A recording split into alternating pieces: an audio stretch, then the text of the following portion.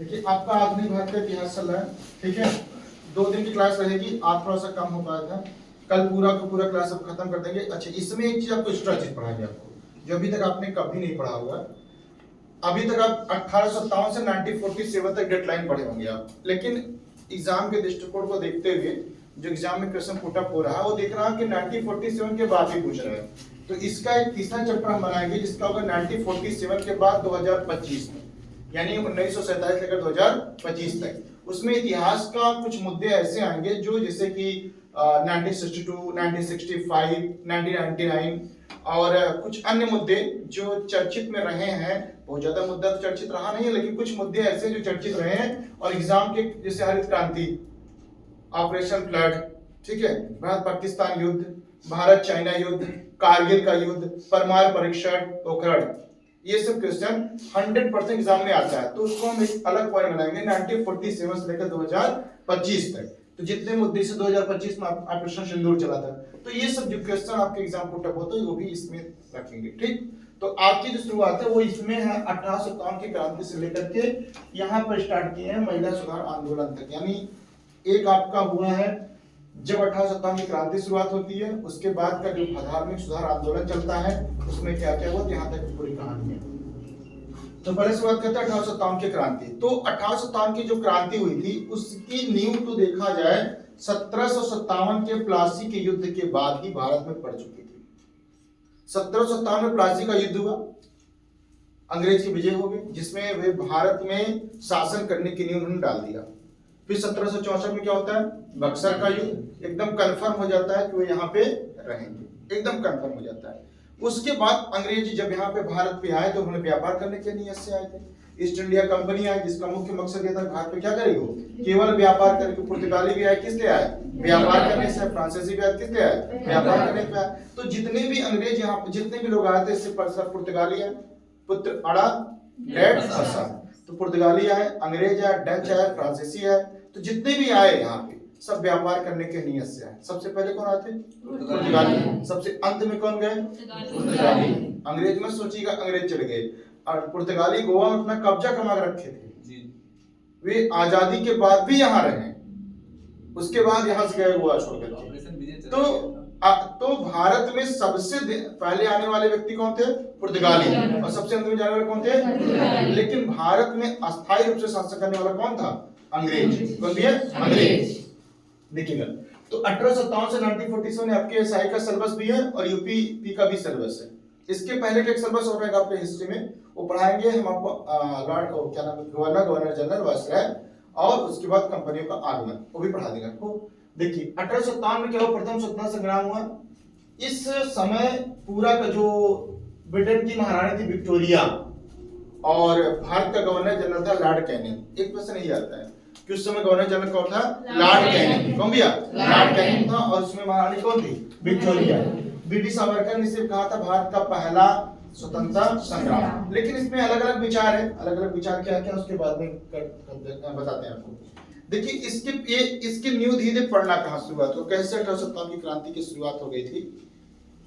1857 की क्रांति की शुरुआत को मुख्य रूप से देखा जाए तो अंग्रेज ने फूट डालो राजगुरु की रणनीति अपना रखी थी। पूरे के पूरे भारत को उन्होंने 2 से 3 भागों में डिवाइडेशन कर रखा था।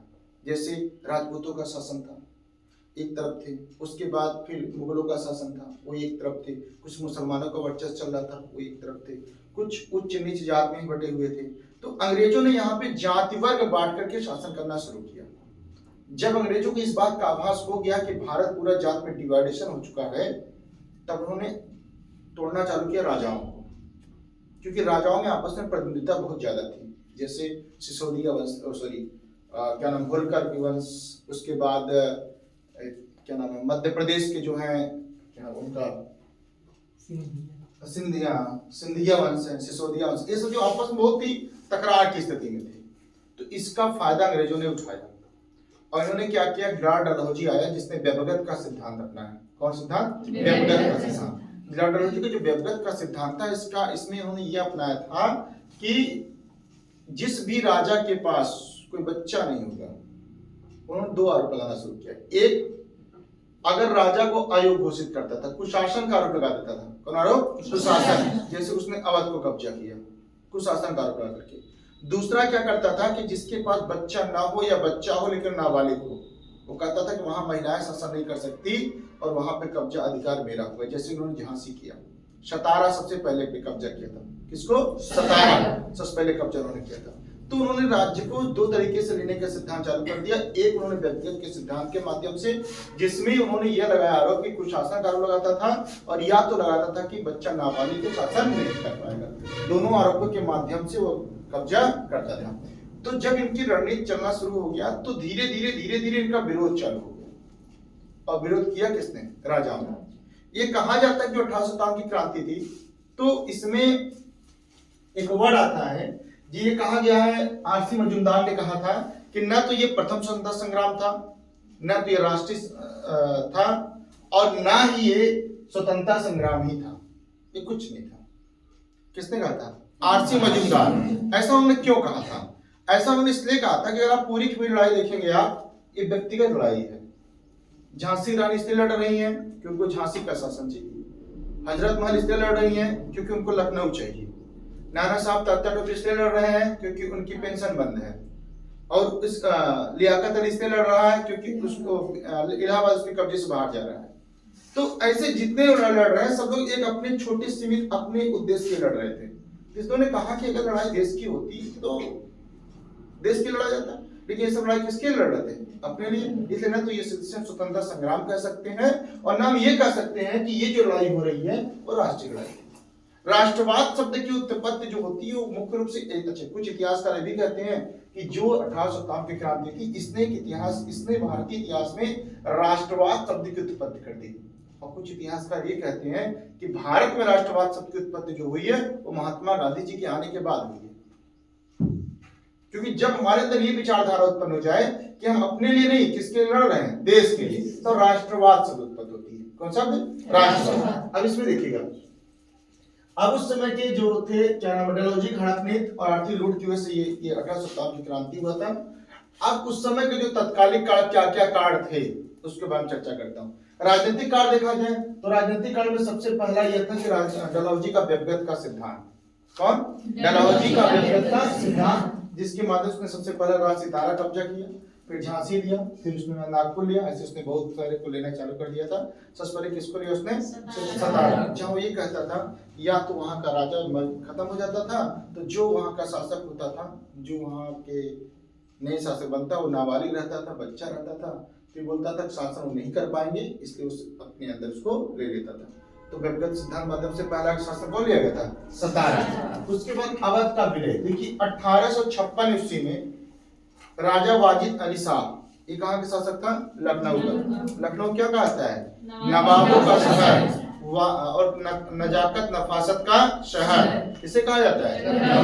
अभी वहां का पकवान भी आया था, बिरयानी का भी, जिसमें खान पाकशाला में उसको शामिल किया गया यूनेस्को के माध्यम से। ठीक, तो वो शहर वास्तव में नवाबों का शहर था। मैंने कहानी बताई थी वहां पे वाजिद अली शाह, ये वही वाजिद अली शाह जिसके ऊपर अंग्रेज जब आक्रमण किए थे अपने गद्दी पे बैठा हुआ था। उसके बाद बाहर से सेना किसको बताई कि अंग्रेज आ चुके हैं, तो बोले ठीक है आने दो, कहां तक पहुंचे हैं। तो फिर जब दरवाजे तक आ गए, बोले अब तो भागिए दरवाजे तक आ गए हैं, फिर अंदर आए दो, फिर अंदर आ गए। उसके बाद दरवाजे में इसके जहाँ सिंहासन बैठा तो वहां पहुंच गए। तो बोले तुम भागे क्यों नहीं? तो बोला कि जो मुझे जूता पहनाता है वो भाग गया है, अब कोई आए जूता पहनाए तब तो मैं भागू, मैं राजा हूँ, ऐसे कैसे भाग जाऊँ उनके पास? ये वही वाजिद अली साहब थे। ये वाजिद अली साहब ने कौन सा लगा दिया? कुशासन का आरोप। कौन दिया? अच्छा, ऐसे शासन वास्तव में कुशासन वाले ही हैं। तो कुशासन का आरोप लगा करके उन्होंने गद्दी क्या कर दिया? खाली करवा दिया। इनकी पत्नी थी बेगम हजरत महल, उन्होंने इसका विद्रोह किया और उन्होंने यहाँ से लड़ने की ठानी। आगे देखिएगा, आर्थिक शोषण होता था। आर्थिक शोषण कई तरीके से किया जाता था इन लोग का, नए नए टैक्स लगा दिया जाते थे। ठीक है, अगला था जमींदारी प्रथा। जमींदारी प्रथा का कारण यह था कि एक नया उस समय चालू हुआ इनाम कमीशन। इनाम कमीशन के माध्यम से अंग्रेजों ने जितने जमींदार थे उनकी जमीन को कब्जा करना शुरू कर दिया। इससे जमींदार भी अंग्रेज से क्या हो गए? नाराज हो गए। तो अपने कारण जाना राजा क्यों नाराज हुए? व्यक्तिगत के सिद्धांत की वजह से उनका राज्य लेना चालू हो गया। और जमींदार क्यों नाराज हो गए? क्योंकि इनाम कमीशन के माध्यम से उनकी जमीन भी ली जाएगी। तो इतने कारण हो गए आपके राजनीतिक कारण। उसके बाद सामाजिक कार्य क्या है? सामाजिक कार्य क्या है? जब अंग्रेज भारत आए थे तो उन्होंने सिर्फ व्यापार करने के लिए स्थान, और आज भी आप भारत में एक चीज जानते हैं, कहते हैं किसी को गुलाम बनाना हो तो उसको अपना धर्म पढ़ा दो, वो गुलाम बना देगा। मैंने आपको हिस्ट्री पढ़ाई थी जब विश्व का इतिहास, तो मैंने बताया था चाइना जब इस्टेब्लिशमेंट हुआ तो उसने मार्क्सवाद पूरे देश में फैलाने का प्रयास किया। इसलिए विचार फैलाने का प्रयास किया कि कहते हैं कि क्या किसी के विचार, अगर किसी को आप पैसा से गुलाम बनाओगे तो कुछ पल का गुलाम बनता है, लेकिन अगर किसी को विचारों से गुलाम बना दोगे तो हमेशा गुलाम आपका रहेगा। जैसे कि आप देखते होंगे अधिकतर आप कुछ लोग अपने जो ज्योतिष महात्मा उनकी बात मानने लगते हैं, तो उनकी बात मानते हैं ना, तो वो अपने विचारों से आपको गुलाम बनाते हैं, विचारों से, पैसा नहीं, विचारों से। अब आप उनकी बात अब कब तक मानेंगे? आप मानेंगे, आपके खानदान मानेंगे, सब मानेंगे, ये विचारक गुलाम है। इसलिए आप पैसे गुलाम बन जाए तो कुछ दिन बाद छोड़ जाएगा आपका। किसी का गुलाम विचारों से बिल्कुल मत बनिए, विचारों से बन जाए किसी गुलाम तो आप बिल्कुल नहीं हट पाएंगे। तो ये इतिहास वही था धार्मिक काल। तो जब अंग्रेज यहाँ पर आए तो उन्होंने पूंजी लगाया, व्यापार करना शुरू किया, लेकिन उन्होंने कुछ दिन बाद इस बात का आभास किया कि भारत में धर्म बहुत ज्यादा है, अगर इन पे शासन करना है तो इनको अपना धर्म थोपना पड़ेगा, और अगर मेरे धर्म के फॉलोअर ज्यादा हो जाएंगे तो हम यहाँ कोई भी काम आसानी के साथ कर सकते हैं। जैसे वर्तमान में हिंदू धर्म का कोई काम करना होगा तो हम आसानी से करवाते नहीं करवाते, किसके नाम पे? धर्म के नाम पे। कोई भी काम करवा लीजिए धर्म के नाम पे, आप कर दीजिए। किसी को अभी मैं बोलूँ बेटा मुझे 100 रुपए दे दो, बहुत जरूरी है बच्चों को पढ़ाई के लिए, भी मैं किसी से भी कह दूं कि 2000 दे दो, हमारे बच्चों की ऑफिस का बच्चों का वो जमा करना है, क्या नाम है कि किताब लेना है, तो शायद कोई ना दे। लेकिन अगर कोई जाके गांव में ये कह दे कि 200 रुपए तक चंदा दे दो, मंदिर बनने वाला है या फिर भंडारा होने वाला है, सब दे देंगे भगवान नाम पे। तो ये जो धर्म का प्रोपोगंडा था, ये अंग्रेजी भी इसको पहचान चुके थे। इन्होंने 1813 ईस्वी में ईसाइयों को अपने हाथ ला दिया और इनको पूरी छूट दे रखी थी, आप किसी भी ईसाई बना दो, किसी को भी ईसाई बना दो। और उन्होंने एक नियम प्रतिपादित कर दिया कि जो व्यक्ति ईसाई बनेगा, ऐसा नहीं कि उसके बाप की प्रॉपर्टी से उसका पैसा हट जाएगा, उसके बाप की प्रॉपर्टी में उसको पूरा का पूरा हिस्सा मिलेगा, लेकिन सिर्फ आप क्या बन जाएगी? ईसाई। इसके लिए वो पूंजी भी दिया करते थे, पैसा भी दिया करते थे, और फायदे भी बहुत सारे दिया करते थे। तो लोग धीरे क्या होने लगे? ईसाई। तो जब ये लोग इनके ईसाई होना चालू हो गए, ईसाई धर्म के फॉलोअर होना चालू हो गए, तो इससे क्या फायदा अंग्रेजों को हो गया कि ये अपनी बात को बड़ी आसानी के साथ उनसे मनवा लेते थे, क्योंकि ये भी किस धर्म को मानते थे? ईसाई को। तो जो उस धर्म को मानेगा उनसे अपनी बात आसानी से मनवा लेंगे। तो इसलिए एक धार्मिक कार्ड था कि धर्म आ गया 1813 में। कौन सा था? ईसाई। उसके बाद सामान्य भर्ती अधिनियम ला दिए। सामान्य भर्ती अधिनियम ये ला दिए, एक नियम उन्होंने लगा दिया, कोई भी भारतीय अगर सेना में नौकरी करेगा तो उसको समुद्र डाक के उस पार जाना ही पड़ेगा, ये उन्होंने नियम लगा दिया। और भारत में क्या था कि इसको अपराध माना जाता था धर्म के दृष्टिकोण से। वे समुद्र डाकना अपराध मानते थे कि हमारे धर्म में अलाउ ये नहीं है। इसलिए धार्मिक कार्ड बन गया एक कार्ड, ये कि देखो प्रमुख रूप से कार्ड बन गया कि भैया हमारे धर्म में हस्तक्षेप कर रहे हैं। तीसरा उन्होंने क्या किया? उसी धर्म में उन्होंने दाढ़ी रखवाने पे बैन करवा दिया, पगड़ी बांधने पे बैन करवा दिया, तिलक लगाने पे बैन करवा दिया। तो पगड़ी बांधने पे बैन करवा तो सिख नाराज, दाढ़ी में बैन करवा दिया तो मुसलमान नाराज, तिलक लगाने में बैन करवा दिया तो हिंदू नाराज। तो इससे सभी धर्म लोग इससे क्या अंग्रेज क्या हो गए? नाराज हो गए। अंग्रेजों ने कुछ अच्छा भी काम किया था, सती प्रथा का अंत करवा दिया था। तो सती प्रथा का अंत करवाने के बाद इन्होंने काम तो अच्छा किया था, लेकिन कुछ हिंदू वो लोग इससे नाराज हो गए थे। इसलिए नाराज थे कि इनको लगने लगा था कि अभी तो सिर्फ व्यापार करने आए हैं, अभी हमारे धर्म में हस्तक्षेप करना शुरू कर दिए हैं, इसलिए इनको पहले हटाओ। तो उन्होंने धर्म में हस्तक्षेप इनको महसूस होने लगा, इसलिए उन्होंने अंग्रेजों का क्या कर दिया? विरोध कर दिया। उसके बाद एक आया था लेक्स लोकी अधिनियम। लेक्स लोक्स अधिनियम कई बार एग्जाम में पूछ चुका है कि लेक्स लोकी अधिनियम का संबंध किससे? शायद आप पहली बार पढ़ रहे हैं। 1850 ईस्वी में आया था। क्या बात है? 1850 में आया था। इसमें यह था कि अगर कोई व्यक्ति ईसाई धर्म को एक्सेप्ट कर लेता है, स्वीकार कर लेता है, उसके पिता अपनी प्रॉपर्टी से उसको हटा नहीं सकते। जबकि ऐसा था कि पहले लोग हटाते थे, अगर दूसरे धर्म में विवाह कर लिए, दूसरे धर्म में रहना चालू कर दिया, तो हमें जमीन से प्रॉपर्टी से बेदखल। लेकिन अंग्रेजों ने लेक्स लोकी अधिनियम लाया 1850 ईस्वी में, जिसके माध्यम से बताया गया कि अगर आप धर्म परिवर्तन करते हैं तो आपकी प्रॉपर्टी फिर भी आपकी प्रॉपर्टी आपकी ही रहेगी। कंफर्म हो गया। तो एक राजनीतिक कार्ड आपने जाना, फिर कौन जाना, धार्मिक कार्ड। ये दो कार्ड थे। अभी देखिए न्यू पढ़ रही है। और एक डायलॉग आपने सुना होगा कि एक नन्ही सी चिंगारी जंगल को जलाकर राख कर देती है। किसी पिक्चर के डायलॉग के साथ माचिस का है क्या? तो ये डायलॉग इस शुरुआत इस पे स्टार्ट होता है 1857 ईस्वी में। छोटी भैया एक तो लग गई थी नन्ही सी चिंगारी और खत्म कब हो गया 1947। यहीं से क्रांति लगना शुरुआत हुआ। उसके बाद भारत आराम से नहीं बैठा, लगातार संघर्ष करता जा रहा और 1947 देश क्या हो जाता है, आ जाता है। अब उसके बाद अगला था तत्कालीन काल। तत्कालीन काल एग्जाम में ज्यादा पूछता है। यहाँ 1850 का लेक्स लोकी का नियम आपको याद हो गया ना। आगे बढ़े हम, चलिए चलिए बढ़े। अब देखिए आगे क्या था, तत्कालीन काल क्या था। उस समय एक व्यक्ति था जिसका नाम था एक राइफल उस समय इस्तेमाल हो रही थी जिसका नाम था ब्राउन बेस। ये राइफल का नाम था, क्या नाम था, ब्राउन बेस राइफल नाम था रवि जी। अब उसके स्थान पे आ गया एनफील्ड। कौन आ गया, एनफील्ड। रॉयल एनफील्ड जो आ गया, एनफील्ड जो राइफल आई थी उसमें कहते थे कारतूस प्रयोग होता था और उस कारतूस को मुख से खोलना पड़ता था। जिसमें बाद में अफवाह उड़ा दी गई, अब अफवाह तक सत्ता भगवान जाने, कि जो कारतूस में चर्बी लगी होती है तो गाय और सुअर की चर्बी लगी होती है। किसकी, गाय और सुअर की चर्बी लगी होती है। अच्छा, मंगल पांडे पहला व्यक्ति था जिसने इसका विरोध किया था। मंगल पांडे अपने अधिकारी के प्रति बड़ा ईमानदार था। ये कहते हैं कि मंगल पांडे जाति का ब्राह्मण था और थोड़ा सा जातिवादी बहुत ज्यादा था। तो ये जा रहा था तो किसी झाड़ू लगाने में इसका टच हो गया तो उसने उसको मार दिया। तो बोला हमको काम मार रहे हो पांडे, हमारा धर्म गंदा इसलिए तुमको मार रहे हो, हमें तुम्हारा कौन सा धर्म बचा है। क्या मतलब, क्या जो तुम बंदूक चला रहे हो कारतूस खींच रहे हो ना वो गाय सुअर की चर्बी है।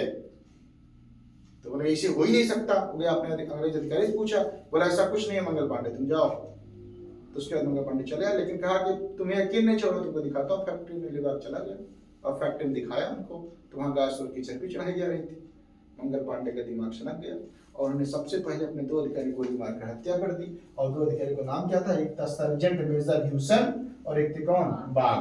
29 मार्च 1857 ईस्वी को मंगल पांडे बैरकपुर की छावनी, मेरठ की बैरकपुर की छावनी का पहला लड़का मंगल पांडे, भारत की क्रांति का जनक, बलिया रहने वाला कहाँ का था, बलिया, जिसका दूसरा नाम है बागी बलिया। ऐसे ही नहीं हम उत्तर प्रदेश वाले हैं, ठीक है। बागी बलिया जो आजादी की क्रांति में सबसे बड़ी भूमिका निभाता है, बलिया।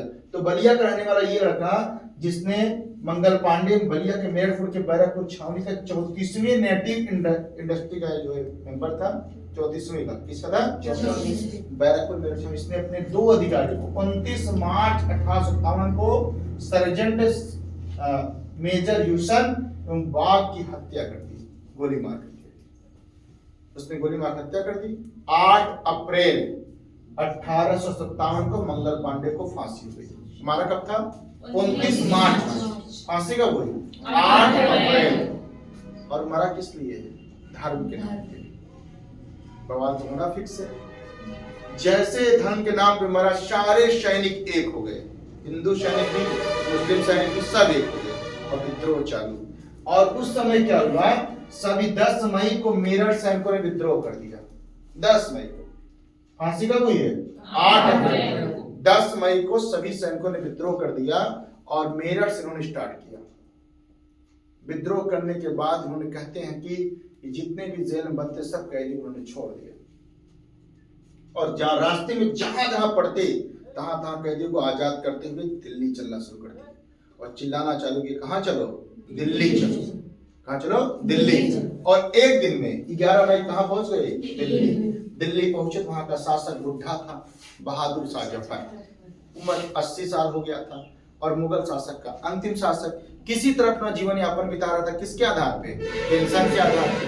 पेंशन भी वो कम मिल रही थी तो उन्होंने जाकर के लोगों ने कहा कि चलो आज तो हमारे बादशाह। इरादा तो नहीं था बेचारे का, लेकिन करें क्या, उधर अंग्रेज तो इज्जत दे नहीं रहे हैं, भारतीय थोड़ा सा इज्जत देने स्टार्ट किए तो उन्होंने कहा चलो भाई साहब अंतिम अवस्था में ही देख लेते हैं। तो बन गया शासक। बोले ठीक है। तो बहादुर शाह जफर के नेतृत्व में शासन शुरुआत हो गया। 1857 की क्रांति की शुरुआत बिल्कुल बच गई यहाँ से। अब इस क्रांति के बिगुल जब बजना शुरुआत हुआ, ये धीरे धीरे धीरे धीरे आगे बढ़ते शुरू हो गया। और उस समय जो प्रतीक के रूप में था वो कमल और रोटी था। क्या था? कमल और रोटी। ये प्रतीक के रूप में लोगों ने इस्तेमाल किया, कमल और रोटी। उसके बाद दिल्ली का बादशाह किसको बना दिया गया? बहादुर शाह जफर को। किसको बना दिया गया? बहादुर शाह जफर। अब नेतृत्व चालू हो गया। अब ये क्रांति वहां से स्टार्ट हो गई। अब ये कहते हैं कि नन्ही सी चिंगारी जंगल में जलाकर राख दे। लेकिन इसका पूरा का पूरा दुर्भाग्य था कि केवल उत्तर भारत में फैला, केवल उत्तर भारत में कुछ निश्चित सीमित क्षेत्र में फैला रह गया। ये 1857 की क्रांति कहते हैं कि पूर्णतः असफल निकल रही, और असफल होने के कई कारण थे। अब पहले ये जान लेते हैं किसने कहां नेतृत्व किया था। तो सबसे पहले लखनऊ आता। लखनऊ की रानी कौन थी? बेगम हजरत महल। क्या नाम था? बेगम हजरत महल। उनका लड़का नाम था बिरजिस कादिर। कौन था? बिरजिस कादिर। तो नवाब वाजिद अली शाह मृत्यु हो चुकी है। बिरजिस कादिर उन्होंने गद्दी पर बैठा दिया, और गद्दी पर बैठाने के बाद शासन करना शुरू कर दिया। लेकिन जैसे अंग्रेजों को पता चला कि महिला कोई शासन कर रही है, तो वे तुरंत उस पर आक्रमण कर देते हैं। और इन्होंने एक अंग्रेज अधिकारी था हेनरी लॉरेंस। क्या नाम था? Henry Lawrence. यही सोचे निकला कि महिला कितना देर लड़ेगी, लेकिन उसके दांत खट्टे कर दिए हजरत महल ने। कहते हैं कि वो मैदान छोड़ के भाग गया हेनरी लॉरेंस। हेनरी लॉरेंस ने कड़ी टक्कर दी, और बाद में ये व्यक्ति आता है, इसका नाम था कैम्पबेल। कौन आता है? कैम्पबेल। लॉरेंस भाग गया तो कौन आता है? कैम्पबेल। कैम्पबेल आता है और विद्रोह को दबाता है। रानी हजरत महल भारत छोड़कर कहाँ चली जाती है? नेपाल। कहाँ चली जाती है? नेपाल। और ये कहते हैं कि जो अभी तक जितने युद्ध लड़े गए थे 1857 की क्रांति में, सबसे ज्यादा सैनिक कहां से थे? अवध से, यानी कहां से थे? आपके लखनऊ से। कहां से था? कंफर्म हो गया। कौन था? बेगम हजरत महल। कौन भैया? इसका ट्रिक है, लखनऊ की बेगम का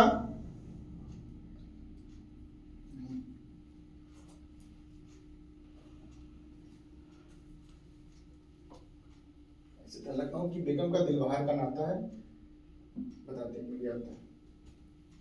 चलिए अगला पॉइंट आता है नाना साहब कानपुर से। कानपुर से कौन कौन थे? नाना साहब तात्या टोपे। कौन भैया? नाना साहब तात्या टोपे। एक किस्सा था तात्या टोपे का बचपन नाम क्या था? रामचंद्र पांडुरंग। क्या नाम था? रामचंद्र पांडुरंग। इनका नाम था बचपन नाम था। देखो नाना साहब बेचारे घबरा के नेपाल भाग गए। कहाँ चले गए? नेपाल। इनको भी इसी बात टेंशन था, पेंशन नहीं मिलता था। सबके बाद टेंशन था क्या? पेंशन नहीं मिल रहा। पेंशन मिल रहा तो कम मिल रहा है, लेकिन पेंशन मिलना चाहिए, तो इसलिए इसको व्यक्तिगत लड़ाई कही गई थी। नाना साहब कुछ दिन बाद थोड़ा कहाँ चले गए? नेपाल चले गए। तात्या टोपे लड़ता रहा अंतिम तक, तात्या टोपे। लेकिन कहते हैं कि जितना बड़ा गद्दार दोस्त होता है, दुश्मन से तो आप बच लेंगे, दोस्तों से कैसे बचेंगे? तो इसका एक परम मित्र था जिसका नाम था मानसिंह। परम मित्र था जिस पर तात्या टोपे अपने ज्यादा भरोसा किया करते थे। मानसिंह ने अपने यहाँ बुलाया इसको और अंग्रेजों को सूचना दे दी। अंग्रेज आए और इसको गिरफ्तार कर लिए और तात्या टोपे की हत्या की। ठीक है, तो तात्या टोपे को फांसी मिल गई थी। और उसके बाद एक प्रश्न होता है, नाना साहब के सलाहकार कौन थे? अजीमुल्लाह खान। कौन था? अजीमुल्लाह खान। किसके सलाहकार? नाना साहब के सलाहकार। क्या नाम था? अजीमुल्लाह खान। क्लियर होगा पक्का? किसको फांसी मिली थी? तात्या टोपे को, नाना साहब को? तात्या टोपे। नाना साहब कहाँ भाग गए? उनके मित्र का क्या नाम था? मानसिंह। इसने को धोखा दिया। अभी पूरा विस्तार से कहानी पढ़ाएंगे आपको, थोड़ी सी मास्टर क्लास चला देते हैं, फिर पूरा विस्तार से पढ़ाएंगे। हिस्ट्री बहुत मजेदार विषय है, और एक भी अगर आपको पॉइंट नहीं आता तो हमसे बताइए। कहानी तो केवल सुनना बस आपको।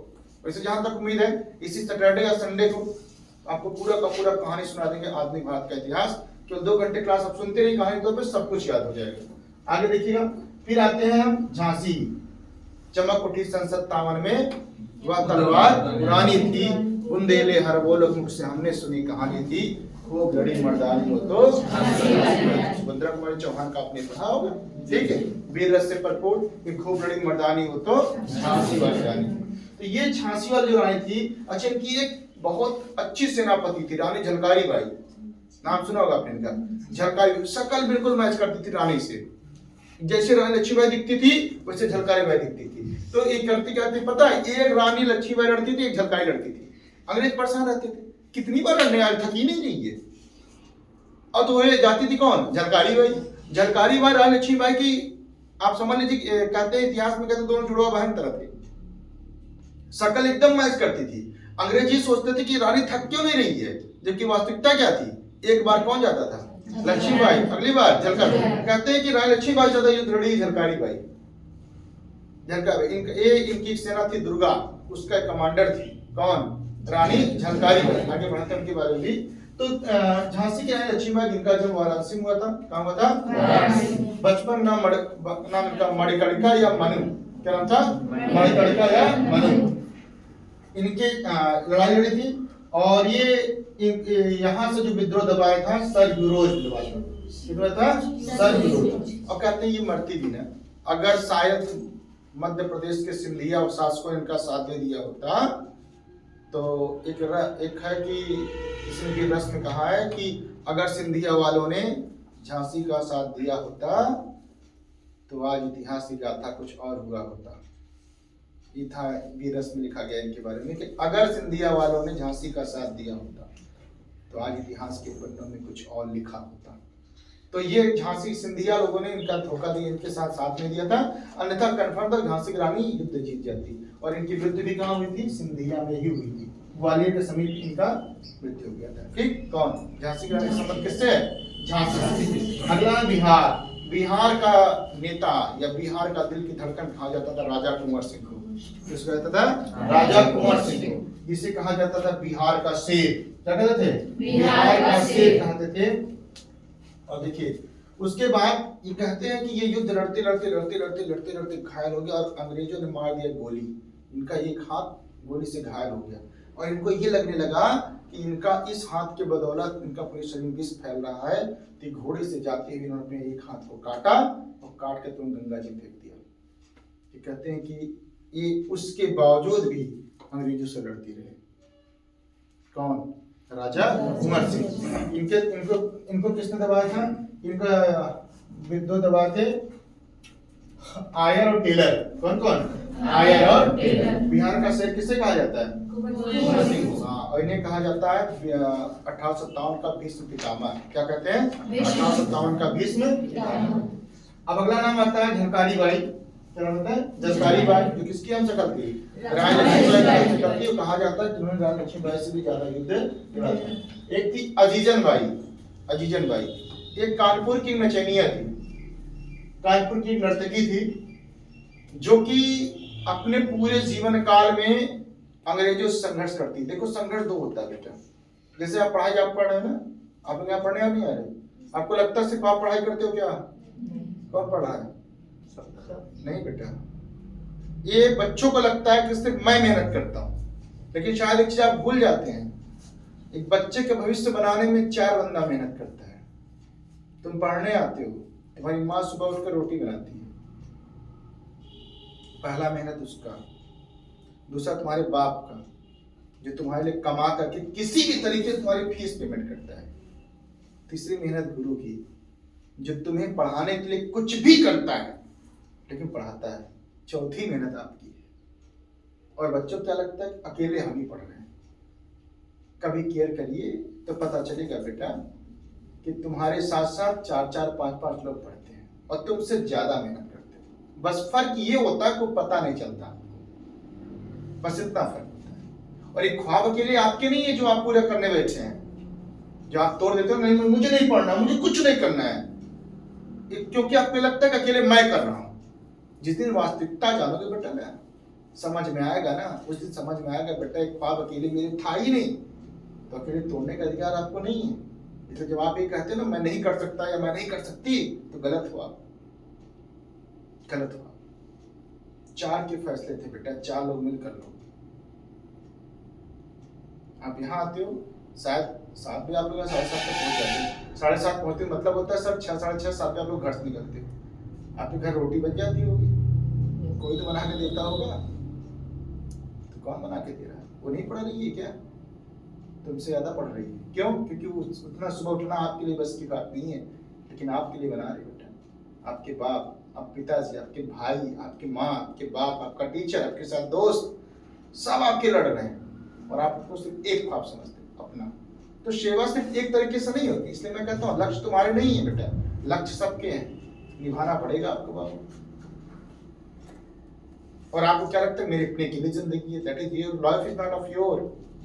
मैंने बताया था जॉन मिल्टन की कविता कि लाइफ इज नॉट योर, ये जिंदगी आपकी नहीं है, जिंदगी ईश्वर ने दिया है कुछ अच्छा करने के लिए, तो करो ना, अच्छा करो बेटा, कुछ काम करो ऐसा कि नाम हो जाए। तो जैसे 1857 क्रांति कुछ लोग तो लड़ रहे थे सामने सामने। एक ऐसी महिला थी जिसका नाम था अजीजन बाई। क्या नाम था? अजीजन बाई। जैसे आप आधुनिक भारत के इतिहास में 1905 के बाद देखेंगे दुर्गावती भाभी। दुर्गावती भाभी का नाम सुना होगा आपने। 1900 के बाद दुर्गावती भाभी नाम सुना नहीं सुना आपने? दुर्गावती भाभी एक वो भारत इतिहास की वो महिला है जिन्होंने भगत सिंह, चंद्रशेखर आजाद, जितने भी क्रांतिकारी थे सभी के लिए भोजन बनाना, सभी के कपड़े धुलना, सभी की जितनी भी चीजें आपका देश की आजादी के लिए होता था सब एक महिला किया करती थी। तब वो देश के लड़ लिया करते थे। जैसे आज आपकी भूमिका आप सिर्फ इसलिए पढ़ने आ पा रहे क्योंकि अब घर वाले आपके साथ हैं। जिस दिन उन्होंने हाथ हटा दिया ना तो तुम कुछ नहीं कर पाओगे। वैसे वो भी था, तो वो भी लड़ाई लड़ रही थी, वैसे ये भी थी जिसका नाम था क्या? अजीजन बाई। अजीजन बाई क्या करती थी बाबू? जितने भी सैनिक घायल हुआ करते थे, जितने सैनिक घायल हुआ करते थे, ये उनका इलाज किया करती थी। जो भी चीजें क्रांतिकारी के लिए आवश्यक होती थी, ये सूचना एक स्थान से दूसरे स्थान पर नर्तकी थी, इसलिए अंग्रेज भी इसको तवज्जो दिया करते थे।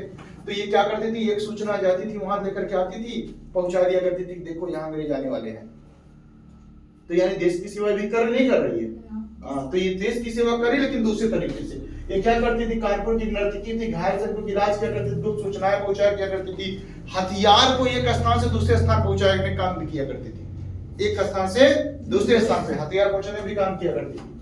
अगला था रानी अवंती बाई। इन्हें बोला जाता है रामगढ़ की शेरनी। किसको? रानी अवंती बाई को। ये रामगढ़ की रानी थी। खेड़ी का युद्ध हुआ, अंग्रेज वही समझे जैसे बेगम हजरत महल को समझे थे कि इनको हटा देंगे, लेकिन खेड़े के दिनों ने अंग्रेजों को हरा दिया। अंग्रेज परेशान हो गए, कौन सी महिला इतनी वीरांगना है जिसने हरा दिया। और इन्होंने जब देखा कि अंतिम स्थिति में कि वही चंद्रशेखर आजाद वाला कि मैं आजाद था, आजाद हूं और आजाद हूं, मेरे जिस्म को छूना तुम्हारे बस की बात नहीं है। मैंने उनके बारे में कहानी बताई थी। अंग्रेज कहते थे पंडितवा मारता बहुत है, मारता बहुत है वो। तो ये बात था कि जैसे चंद्रशेखर आजाद ने कहा था पूरे जीवन भर कोई मेरा शरीर को टच नहीं कर सकता, वैसे ये भी थी कौन? रानी अवंती बाई। जब इनको लगा अंग्रेज जब इनको टच कर लेंगे उन्होंने गर्दन खुद ही काट ली तलवार से और अंतिम तक युद्ध लड़ती रही। क्या नाम था? रानी अवंती बाई। रामगढ़ की शेरनी किसे कहा जाता है? अगले थी उदा देवी। इनका नाम है पूरा उदा देवी पाशी, पूरा नाम इनका है उदा देवी। ये लखनऊ के सिकंदर बाग में एक पीपल के पेड़ के ऊपर चढ़ करके ये महिला थी, तलवार उठाई। उसके बाद अंग्रेज सैनिक अपने औकात पे आ चुके थे, लड़ रहे थे, एक पीपल के पेड़ पर चढ़ गई। एक बार में 12 सैनिकों को मार दिया, फिर अंत में भी मारी गई। उदा देवी पाशी कहाँ की थी? लखनऊ की। हाँ बेटा, क्लियर हो आपको? नहीं है केवल नाम समझ के एक है गाने। लियाकत अली का संबंध कहाँ से था? इलाहाबाद से। एक व्यक्ति था अजीमुल्ला, इसका संबंध कहाँ से था? फैजाबाद। हाँ बेटा, फैजाबाद। इसके बारे में मैंने आपको बताया था कि अजीमुल्ला जो है वो अपनाता था कंगारू रणनीति, छापा नीति के अंतर्गत। भाई ये सबको मार तो सकता नहीं था, तो क्या करता था, ऐसे रख करके खंजर लेके चलता रहता था। अंग्रेज सैनिक जा रहे पीछे से, पीछे किसी एक को पकड़े करके काट दे, भाग जाए। फिर 2-4-10 दिन गायब। सब लोग परेशान रहते थे कि आखिर कहाँ गया और कहाँ गया, और फिर टहलता रहता था फिर बीच में। केवल मारता था किसको? सैनिकों को, केवल सैनिक को। पुलिस कांस्टेबल दिख जाए गर्दन काट के भाग जाए।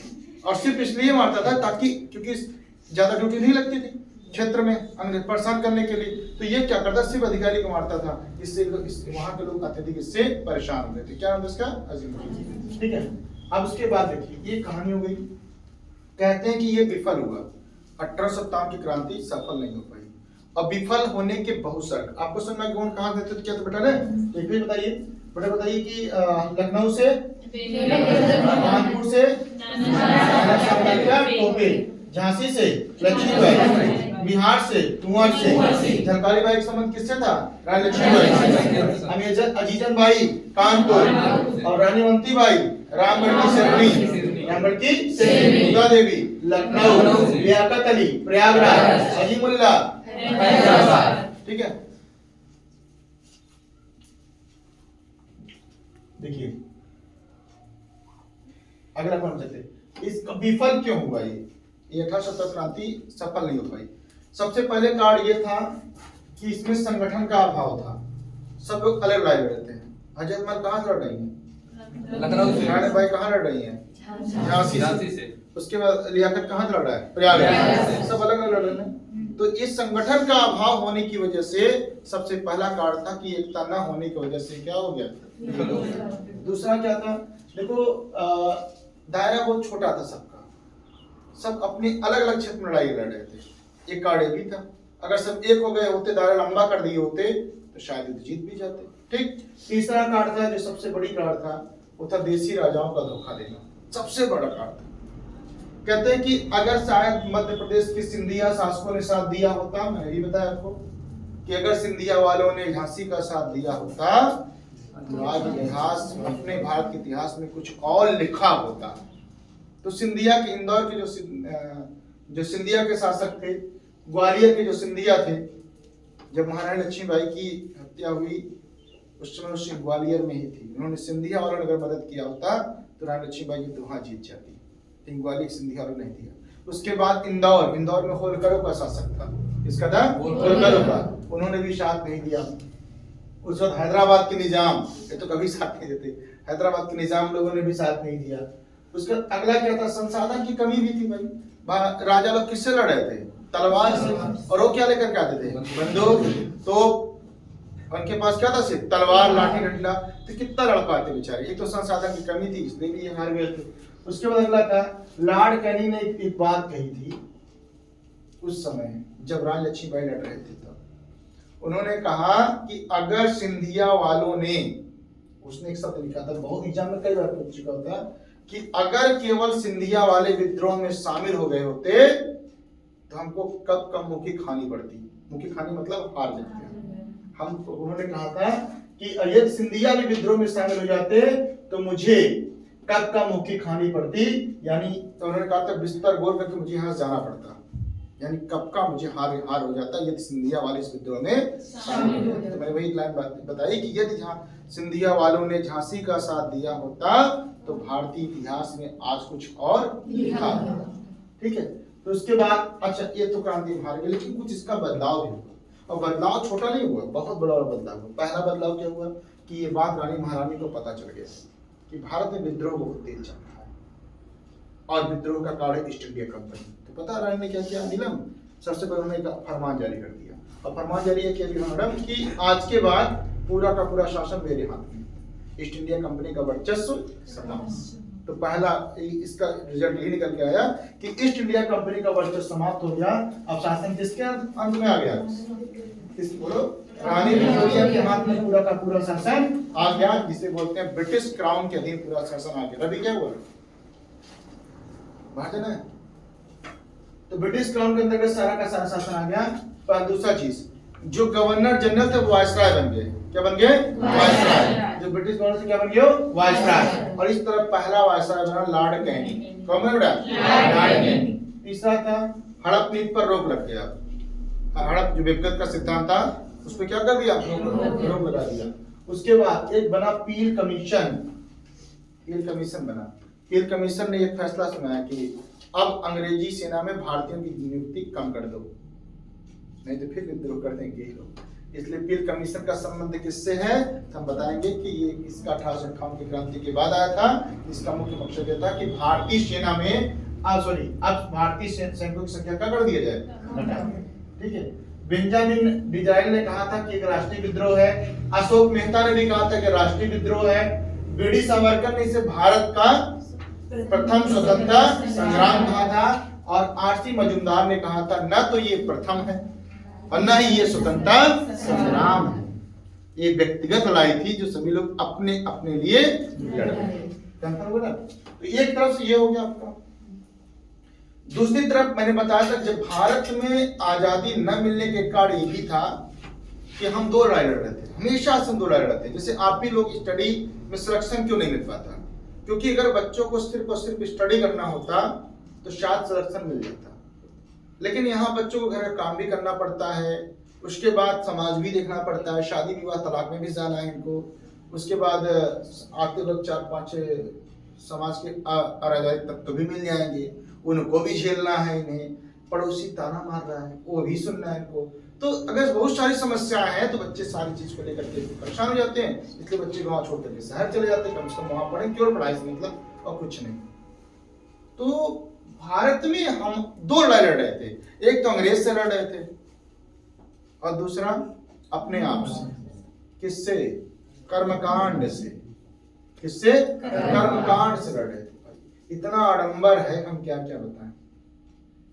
जब मैंने आपको वैदिक सभ्यता पढ़ाया, मैंने बताया जैसे उत्तर वैदिक सभ्यता आया वैसे कर्मकांड चालू। मजबूरन लोगों ने बौद्ध धर्म एक्सेप्ट कर लिया, जैन धर्म एक्सेप्ट कर लिया। क्यों? क्योंकि कर्मकांड कम थे, लोग कर्मकांड से परेशान हो गए थे। तो भारत में भी बहुत सारे कर्मकांड रहे हैं, बहुत सारे कर्मकांड थे। तो यहाँ पर एक हुआ पुनर्जागरण। देखिए भारत में क्या करिए बेटा आपको, यहाँ शब्द आता है पुनर्जागरण। क्या आता है? पुनर्जागरण। क्यों कहा जाता है? क्योंकि इसलिए कहा जाता है कि भारत के लोग हमेशा के लिए नहीं सो गए थे, भारत के लोग हमेशा के लिए थोड़ी सोए थे, बस क्या होता कुछ पल के लिए नींद लग गई थी, उसके बाद फिर अवेयर हो गए। जिसे कहते सुबह का भूला शाम को वापस चला आया, तो उसे भूला नहीं कहते।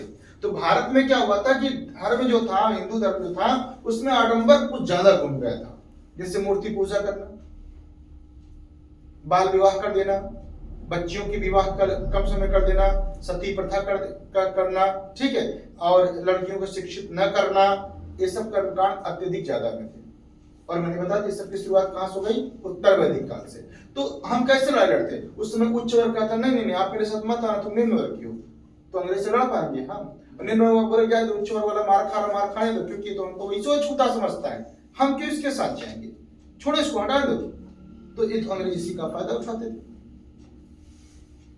तो जब समाज में ऐसे लोग आए जिन्होंने इस धर्म को सुधारने का बीड़ा उठाया, जिसमें सबसे प्रमुख रूप से नाम आता है विवेकानंद जी का। क्योंकि विवेकानंद जी का जो था वो धर्म से मतलब था ही नहीं, वो तो इस बात पे यकीन करते थे कि किसी भी धर्म को मानो तुम, युवाओं की ताकत को पहचानो।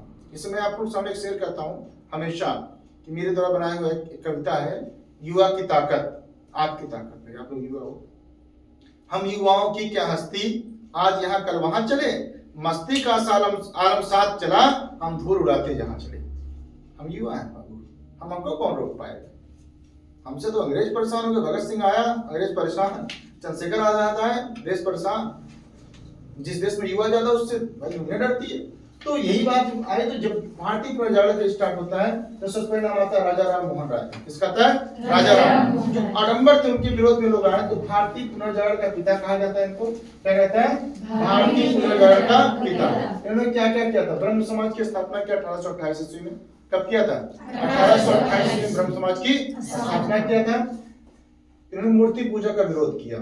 किसका विरोध किया? मूर्ति पूजा। कबीरा भी वही है कि पाथर पूजे हर मिले तो मैं पूजू पाषाण, घर की चक्की क्यों न पूजे, पीस खाए संसार।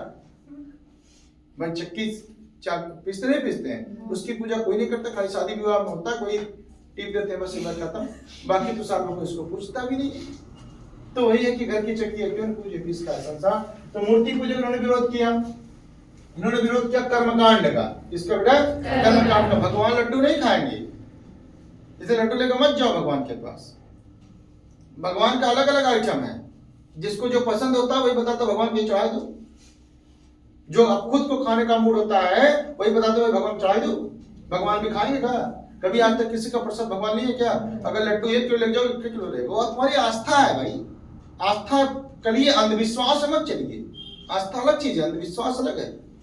आस्था जाइए, आस्था हम करेंगे तो भगवान मिलेगा आपको, लेकिन अंधविश्वास अलग चीज है। अब क्या जरूरी किसी भगवान ने कहा क्या मुझे मुर्गा खसी बकरा दो? और अगर भगवान ईश्वर ने सबको बनाया है तो कैसे कह देगा कि नहीं नहीं इस बकरे को हलाल कर दो? तुम कैसे कह सकता है भाई हो कि मुर्गा काटो तो हम खुश होंगे? या एक गरीब आदमी है, बिल्कुल गरीब आदमी है, कैसे भगवान उससे कह सकता है तुम अपना खेत बेच करके हमारे यहाँ चद्दर लेकर के आओ, तुम्हें मानेंगे हम? ऐसे कैसे ईश्वर कह सकता है बाबू? और फिर ईश्वर पास इतना टाइम नहीं है तुम्हारी छोटी मोटी चीज लेने का, ठीक है? वो दुनिया बनाया, सब बनाया उसी का है, दे उसी को है वो। अब अपनी तरफ से क्या दे रहे हो ये बताओ? अपनी तरफ तुमने क्या दिया? एक नया चीज बताओ जो तुम ईश्वर को दे रहे हो, क्या दिया आपने? कुछ तो नहीं, सब उसी का तो है ना। तो ये भी कहते थे, कर्मकांड उन्होंने विरोध करना शुरू किया। उसके बाद एक ईश्वरवाद पे जोर देते थे, एक ईश्वर को मानो, ईंटों देवता, नीमो देवता, ककड़ा देवता, पत्थरों देवता, इतना देवता मत मानो कि रविवार की, सोमवार के शंकर की, मंगलवार के फलाना देवता, ठिकाना देवता, ये सबको मत मानो, किसी एक ईश्वर को मानो, एक को जानो। तो इन्होंने मूर्ति पूजा विरोध किया, कर्मकांड का विरोध किया, ईश्वर का विरोध किया। 1829 में सती प्रथा का अंत किया। कब? किसकी सहायता से? William Bentinck. क्या बेटा? विलियम बेंटिंग की सहायता से क्या किया था? 1829 में सती प्रथा का। इनकी किताब थी संवाद कौमुदी, जो बंगाली भाषा में थी। मिरातुल अखबार निकाला था, जो किस भाषा में थी? फारसी भाषा में। इन्होंने ये कहा कि देखिए भाई साहब, वैज्ञानिक दृष्टिकोण अपनाइए। कौन सा? वैज्ञानिक। पहला व्यक्ति उन्होंने था जिन्होंने कहा धर्म को लो। मैं नहीं कहता धर्म को मत मानो, लेकिन धर्म को मानो, लेकिन किस दृष्टिकोण से? वैज्ञानिक दृष्टिकोण से। जैसे धर्म में जितनी भी चीजें अगर उसको वैज्ञानिक दृष्टिकोण से देखेंगे तो सही रहेगा। जैसे सूर्य को अर्घ चढ़ाया जाता है ना, तो सूर्य को अर्घ ऐसे नहीं चढ़ाया जाता, ऐसे चढ़ाया जाता है ऊपर से, ताकि उस सूर्य के जब आप अर्घ चढ़ाएंगे तो सूर्य की किरण आती है, उस जब पानी की उससे लड़ेगा तो आपकी आंखों को रोशनी मिलती, जो रोशनी मिलती है वो फायदेमंद होती है। इसलिए विटामिन डी के साथ शुद्धता ग्रुप में आता है, इसे ऊपर चढ़ाया जाता है ऐसे करके। कभी जल ऐसे नहीं चढ़ाया जाता, ले भगवान ले लो, ऐसे चढ़ाया जाता था, तभी बापू ने देखा। तो ये वैज्ञानिक पद्धति। मंदिर में घंटा बजाया जाता है क्योंकि उसके नीचे खड़े होकर बजाइए आप, इन्हें नीचे खड़े, यहाँ आप नीचे खड़े हुए तब बजाइए, तो इसके जो ध्वनि निकलता है आपके शरीर को शुद्ध करता है, क्योंकि इससे किरणें निकलती हैं। जब भगवान जाते हैं आप गंगा जी नहाने, तो कहते हैं पहले पैर मत डालिए, पहले क्या करिए? सर, गंगा जी पानी पहले क्या गए सर पे चढ़ाते हैं ना। ऐसा क्यों कहा जाता है पता आपको? क्योंकि पैर में गर्मी होती है, जूता वूता पहन के जाते हैं आप, ताकि जब आप पैर को पहले डाल देंगे अब तो गर्म हो जाएगा, ठंडा हो जाएगा। तो कहते हैं कि तलवे की गर्मी सर पे चढ़कर विकार उत्पन्न करे, इसलिए पैर पहले नहीं धुलना चाहिए, पहले सर पैर डालना चाहिए। और लोग पहले पैर धुलते नहाते वक्त, पहले सर पैर डालिए तब पैर डालिए, ताकि तलवे गर्मी सर पे चढ़ के। इसलिए नहाने के बाद आपको जो कहते नहीं कि नहाने के बाद तरोताजा महसूस ना हो, तो कैसे होगा? वैज्ञानिक की दृष्टिकोण लेके चलिए ना, कि पहले पैर डाला ही नहीं जाता, पहले सर डाला जाता है। यहाँ 3 घंटा पैर डालने बतिया तब नहा रहे या नहाए बाद तब थकावट लगा रहा था, क्योंकि साइंस कहता है कि तलवे गर्मी सर पे चढ़ जाती है। तो ने किस दृष्टिकोण का पॉइंट ले रहा आपको? वैज्ञानिक दृष्टिकोण को। ठीक है। उसके बाद पुस्तक इन्होंने लिखा था तोहफत उल मुवाहिदीन, और अकबर द्वितीय इनको क्या कहा था? राजा। क्या होता है? मैंने बताया था अकबर द्वितीय का पेंशन बंद हो गया, कम पेंशन आने लगा, तो बोले जाके रानी से बात करके आओ बाबू, हमारा पेंशन बढ़ाओ। तो गए थे, वहां बात करके आए थे, इसलिए इनको क्या कहा गया था? राजा कहते। क्या कहते? दूसरा व्यक्ति था दयानंद सरस्वती। ये भगवान शंकर के बहुत बड़े भक्त थे, बहुत बड़े भक्त थे शंकर जी के। कौन? स्वामी दयानंद सरस्वती। बहुत बड़े भक्त, इनके पिता के सब खानदान बहुत बड़े भक्त थे। तो ये बेचारे सुबह उठ पूजा करना शुरू कर देते थे, और बहुत पूजा, बचपन उम्र थी, खूब पूजा करते थे। एक दिन दुर्भाग्य से क्या हुआ कि ये जल्दी सो गए, उठे, कहीं शंकर जी देखे, हमने दर्शन नहीं किया, पूजा पाठ कर ले। तो उन्होंने देखा, उसके बाद फिर देखा कि लड्डू चढ़ाए थे, चूहा खा रहा था। इनके दिमाग में बैठ के भगवान जब अपन लड्डू बचा ही नहीं पाते हम क्या बचेंगे? तो फिर कोठरी को बांधे और ले जाकर शंकर जी कहाँ छोड़ दिए? गंगा जी। पिताजी इनके उठे, बोले कहाँ गए शंकर जी? अपने स्थान पे जहाँ इनको रहना चाहिए। तो उन्होंने कहा कि तब उन्होंने एक अध्यात्म की बात करना शुरू किया, प्रोपेगेंडा का विरोध करना चालू कर दिया उसी समय। तो उन्होंने वही काम जो उन्होंने किया था कि उन्होंने किसका विरोध कर दिया? मूर्ति पूजा का। किसका? मूर्ति पूजा का विरोध किया, बाल विवाह का विरोध किया, जाति व्यवस्था को मानते ही नहीं थे, जाति व्यवस्था का उन्होंने विरोध किया। इन्होंने आर्य समाज की स्थापना किया 1875 में। कब किया? 1875 में। इन्होंने एक नारा दिया, वेदों की ओर लौटो। इसके लौटने की बात किया उन्होंने? वेदों की ओर। उन्होंने कहा वेद की बात को मानो, वेदों में सब चीज एकदम सही लिखा गया है, लेकिन कर्मकांड को मत करो। इसकी बात, वेदों को लौटो नारा किसने दिया था? स्वामी दयानंद सरस्वती। एक उन्होंने आंदोलन चलाया था जिसका उन्होंने बहुत विरोध का सामना किया था, शुद्धि आंदोलन। कौन भैया? शुद्धि आंदोलन। ऐसे लोग जो हिंदू से मुसलमान हो गए थे, उनके लिए उन्होंने आंदोलन चलाया था, शुद्धि आंदोलन। कौन भैया? शुद्धि आंदोलन। उसके बाद सबसे पहले स्वराज शब्द का प्रयोग किसने किया था? स्वामी दयानंद सरस्वती। किसने बोला? स्वामी दयानंद सरस्वती। इन्होंने ही सबसे पहले स्वराज शब्द का प्रयोग किया था और एक नारा दिया था कि भारत भारतीयों के लिए। इन्होंने पहला दिया, भारत किसके लिए? भारतीयों के लिए। जो यहाँ जाओ, भारत किसके लिए है? भारतीयों के लिए। इन्होंने कहा था कि ये जाति के आधार पे हम लड़ाई लड़ ही नहीं सकते, पहले हम एक हो जाए तब तो अंग्रेज से सामना कर पाएंगे। तो इनकी किताब थी सत्यार्थ प्रकाश, क्या थी? सत्यार्थ प्रकाश। शिक्षक उन्होंने डीएवी कॉलेज की स्थापना किया था। किसकी? डीएवी कॉलेज की स्थापना। अगले थे स्वामी विवेकानंद, भारतीय इतिहास का सबसे अच्छा व्यक्ति स्वामी विवेकानंद। 1893 में शिकागो गए थे। कहाँ गए थे? शिकागो। प्रश्न कई बार आता है, शिकागो सम्मेलन 1893। जब वहां पे गए थे, पगड़ी बांध के पहुंचे वहां पे, वहां अंग्रेजी का सम्मेलन चल रहा था, तो लोग समझे क्या अंग्रेजी बोल पाए कि पगड़ी बांधने वाला बंदा लाल गेरुआ पहने हुए आया हुआ है, नया इसका लगा, क्या अंग्रेजी बोलेगा। और जब इन्होंने बोलना शुरू किया, कहते थे इनकी स्पीच कब होती थी? सबसे अंत में। और जैसे इन्होंने स्टार्ट किया, अमेरिका के मेरे भाई और बंधु, इनका पहला ये वर्ड था। कहते हैं कि सब लोग कुर्सी छोड़ उठने वाले थे, सब फिर से बैठ गए। इन्होंने किस पर लेक्चर दिया था? शून्य पे। लगातार 7 दिन उन्होंने शून्य पर लेक्चर दिया, और भी इंग्लिश टू इंग्लिश लगातार। तो उन्होंने उस समय विश्व में सिखाया। भारत की यही अच्छी विशेषता थी, पहला व्यक्ति थे विवेकानंद जिन्होंने भारत की धर्म और संस्कृति को, बौद्ध धर्म प्रचार क्यों कर पाया विदेशों में? क्योंकि बौद्ध धर्म में आप देखेंगे कि सब विदेश चले गए। संघमित्रा चली गई विदेश, राहुल चले गए विदेश, विदेश में प्रचार किए धर्म का। भारत में अकेले विवेकानंद जी थे जिन्होंने विदेश जाकर भारतीय हिंदू धर्म का प्रचार किया। केवल अकेलौता व्यक्ति। कौन? स्वयं विवेकानंद। और दूसरी बात, स्वयं विवेकानंद धर्म को बहुत ज्यादा तवज्जो नहीं देते बेटा, ध्यान दो। तो स्वयं विवेकानंद बहुत ज्यादा धर्म को नहीं मानते। वो क्या बोलते थे इस चीज को कि युवाओं की ताकत होनी चाहिए, ये युवाओं के लिए कार्य किया करते थे। और ये इनके बारे में कभी कहानी सुनाएगा आपको। ये प्रेरणादायी व्यक्ति है जिसके बारे में आपको सुनना चाहिए, जानना चाहिए। टाइम पढ़ाएगा आपके बारे में। 1897 में इन्होंने रामकृष्ण मिशन की स्थापना की। किसकी?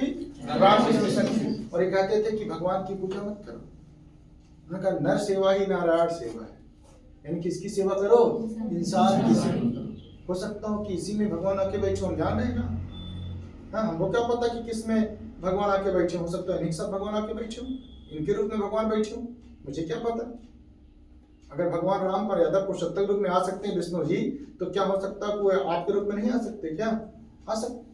तो उनका नर ही नारायण है, तो नर सेवा ही क्या है? नारायण सेवा। यानी किसी की अन्य सेवा करने से अच्छा किसकी सेवा करो? इंसान की। मानवतावाद का उन्होंने पाठ पढ़ाया था। युवाओं को संदेश दिया कि अपने दिमाग को मत भटकाइए, सिर्फ और सिर्फ अच्छी शिक्षा पे लगाइए और देश के लिए कार्य करिए। इन्हें आधुनिक भारत का आध्यात्मिक गुरु कहा जाता है। क्या कहता है? आधुनिक भारत का आध्यात्मिक गुरु किसको कहा जाता है? फिर उसके बाद इनकी पत्रिका थी प्रबुद्ध भारत, जो अंग्रेजी में थी। उद्बोधन था, जो बंगाली में था। प्रबुद्ध भारत और उद्बोधन। अब आता है ज्योतिबा फुले। ज्योतिबा फुले समाज में आज भी SC/ST की स्थिति बहुत गड़बड़ है।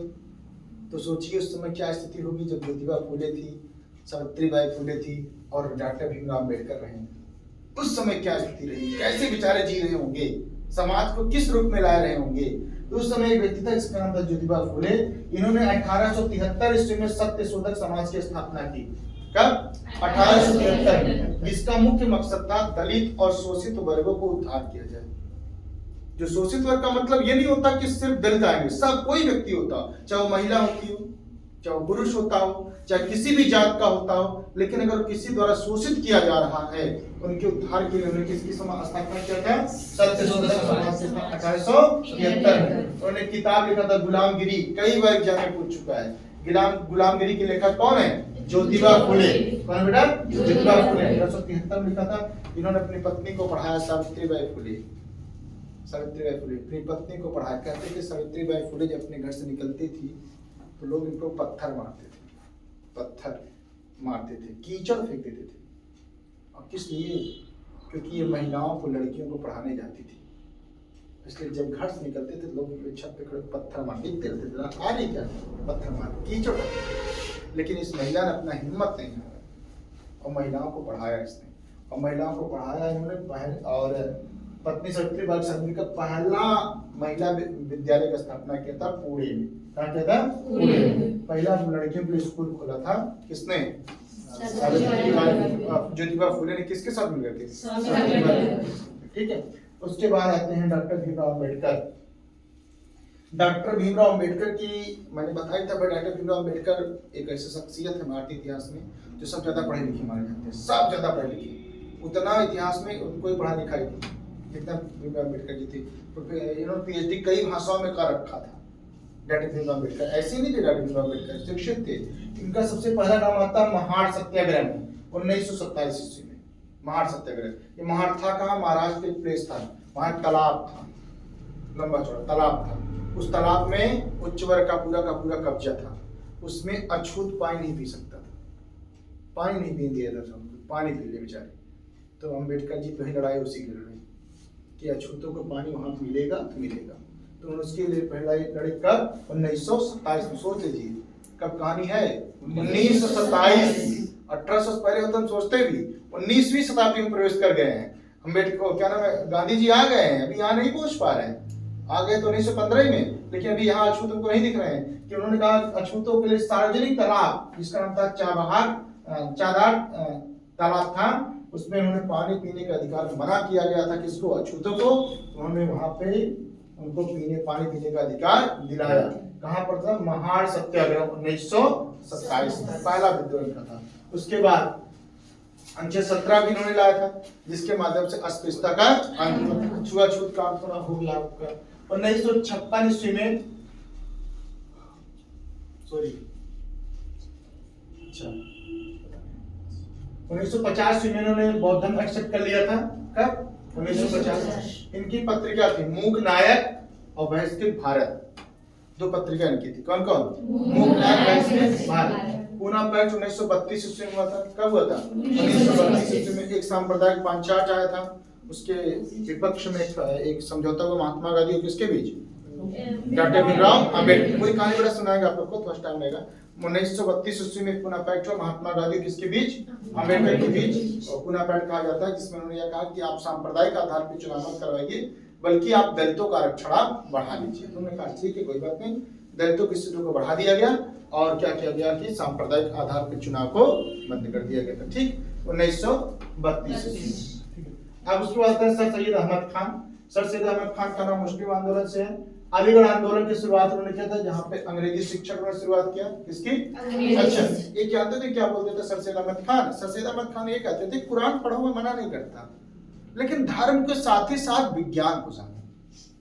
धर्म पढ़ो, जैसे आपने विवेकानंद को देखा, राजा राम मोहन राय को देखा, वो कहते थे धर्म जानो, मैं नहीं कहता भगवान की पूजा मत करो, मैं भी नहीं कर रहा भगवान की पूजा मत करो, लेकिन साइंस को जानते रहो।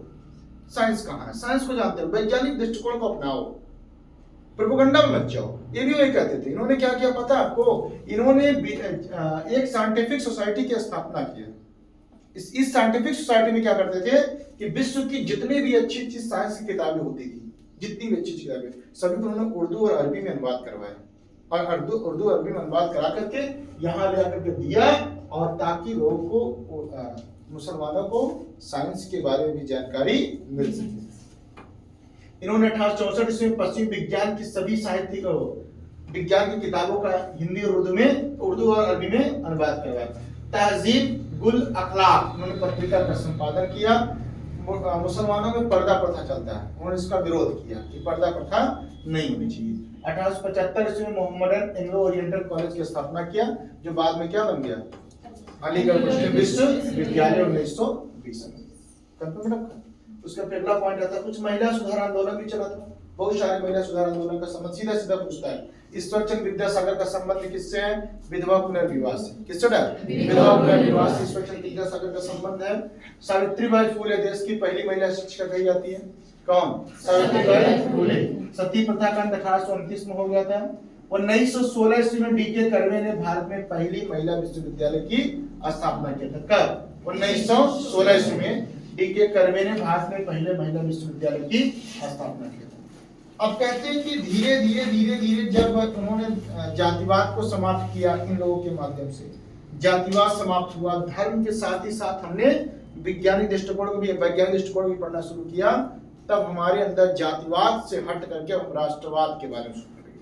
क्षेत्रवाद की रीत खत्म होने लगी। किसकी? क्षेत्रवाद। यानी पहले तो जातिवाद था, हम किस जातिवाद के हैं? पहले तो व्यक्तिवाद था। व्यक्तिवाद का मतलब अकेले अपने बारे में सोचना। फिर किसके बारे में आया? जातिवाद, यानी हम किस जाति के हैं। फिर क्या आया? क्षेत्रवाद, यानी हमारे क्षेत्र के हैं कि नहीं। तब उसके बाद किसकी भावना आई? राष्ट्रवाद। तो ये राष्ट्रवाद की भावना, यानी 3 से परे होकर के हम किस तरफ बढ़ रहे हैं? राष्ट्रवाद की तरफ बढ़ रहे हैं। ठीक है, तो इस तरीके से आपको यहाँ तक समाप्त हुआ।